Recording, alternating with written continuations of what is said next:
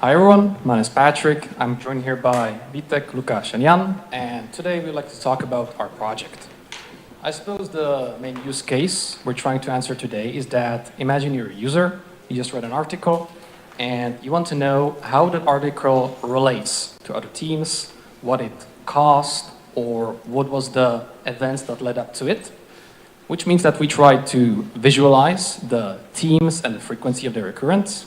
And we also tried to perform some causality analysis, meaning we tried to map the events that led up to each other. And the main way we decided to go at this was to use vectorized databases. There will be a quick video demo at the end, but just so you know what we're talking about, the approach we chose was that we have an article, which we represent as the initial node. We perform a vector search across the entire database, and we compare the results by confidence score, which we judge mainly by cosine similarity. And we then decide, mostly upon the confidence score, but not entirely, how to connect those nodes in a timeline. We used a bunch of tools. Shout out to all the agent decoders. We used Apache charts for the visualization, and we used the Facebook library FICE for vector search. Our tech stack is quite simple. We have a bunch of standard front-end stuff. We have a Python backend. We use Fast API. We have a cache. And we use two SQLite databases for storing the vectorized databases. And we also communicate with Newsmatics API.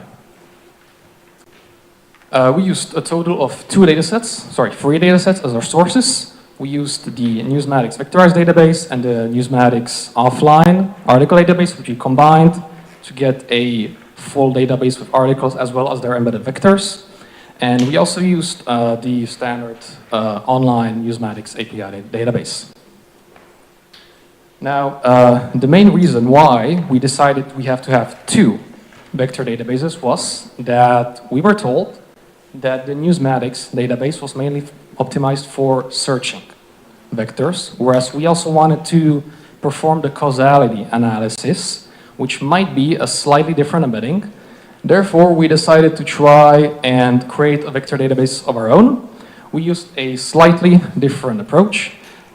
We performed some keyword extraction and entity extraction, and then we vectorized it together with the title to hopefully obtain an embedding which is more easier to get the lead up to the events. So now for the quick video demo. The entry point to the application is a standard full text search, which is connected to the Newsmatics API, which will fetch a bunch of articles which the users can scroll.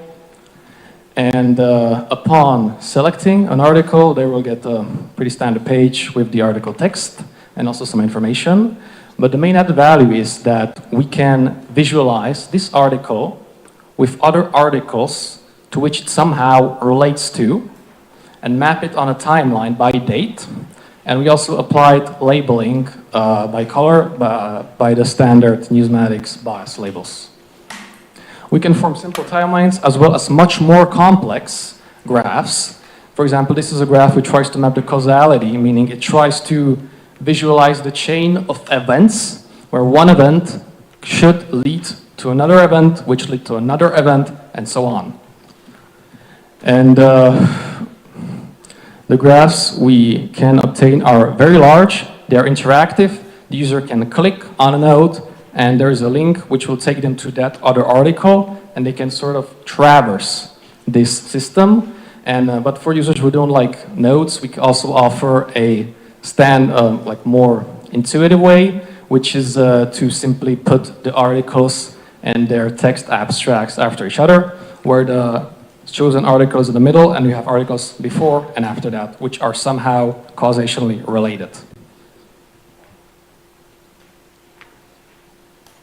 And we also offer this mode as a standalone without a graph.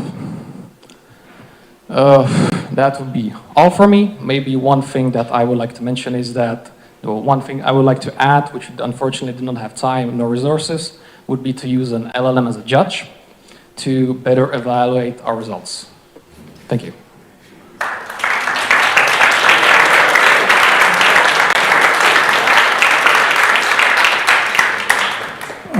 One question, could you more elaborate about how do you find the causality? How do you find how the events are connected? Because it's not like just like proximity in the vector space, right? It has to be something deeper. Yeah, we firstly get a confidence score, but one thing we very quickly found out was that articles which came out very close to each other, which have no causality at all, have incredibly similar confidence score.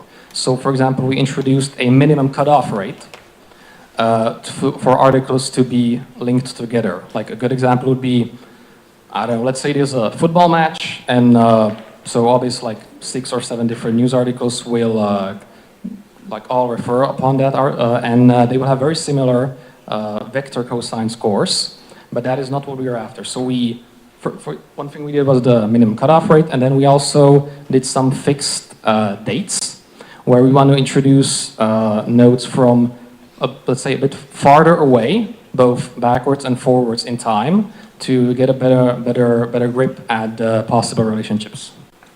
And is there some validation on these results? If you kind of like mark something as connected, is there some kind of like exposed validation? There is no technical validation. We did a lot of validation ourselves just as we looked at it, and as I mentioned, if I had to improve it a little bit, we would add the LLM as a judge during the training phase. Okay, thank you. I'm interested in the pre-processing phase because you are filling the database with vectors with those entities. So how long does it take to pre-process? Maybe, I think that's more a question for you. What? Yes, so our pre-processing pipelines look like that. Firstly, we have extracted all the keywords. Then we extracted all the entities from the fetch articles. And the difference between keywords and entities is that keywords just describes what happened, but entities describe the places, the persons involved, the industries involved, and so on. And we took the approach that we combine entities with keywords that a little bit slightly more information, and we create a vector of these two values. So let's say that every article has about 5 to 10 vectors that we use in our data set to search. And it took us like 2 hours to train it on 35,000 articles. Okay, so now that we are on this slide, so we are vectorizing keyword, entity, and title. By doing that, we lose some part of the information. Which part?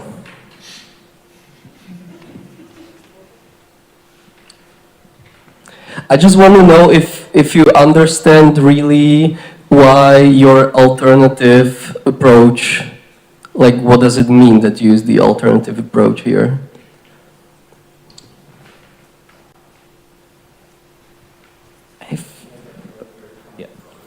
Okay, so when you look at you have 2 approaches to choose from. So first approach is vectorizing the full text. The second approach is to do some sort of extraction and then vectorize keywords. So what did we lose?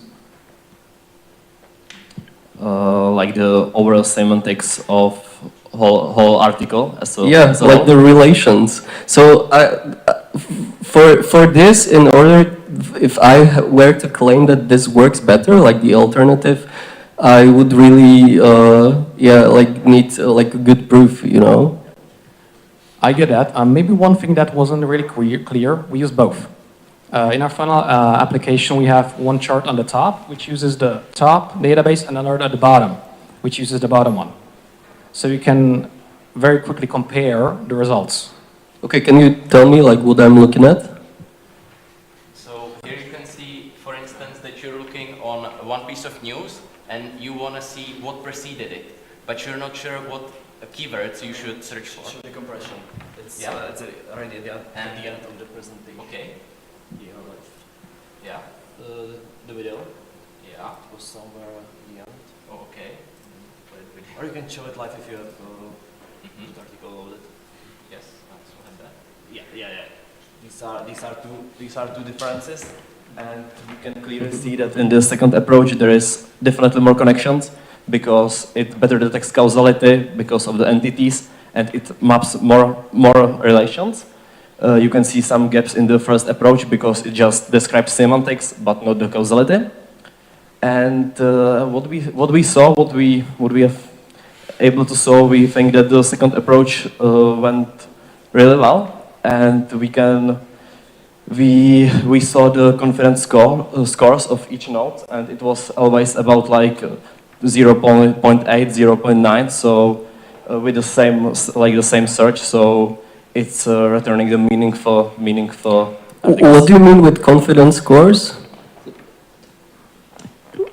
Cosine similarity between the two vectors. Okay, and just the last question is that if you had 100 returned documents and let's say the cosine similarity is almost like it's below the cutoff rate, because the problem with the cutoff rates is that you would need to have it dynamic because it just changes on each content. So what method would you use if you had the cutoff rate set like something wrong and you would have like 100 articles or something? Yeah, maybe could you go a little bit back and try and find, well, no, it's actually, I think, sort of visible up there. When we had returns which are below the cutoff rates, we did not discard them entirely. We sort of made them a lot smaller and grouped them together in an orbit around the initial node. Which meaning that the okay, so you decay somehow.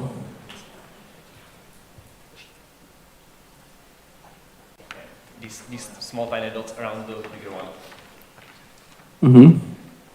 Okay, anyway, a great network visualization. Good job, guys. Thanks.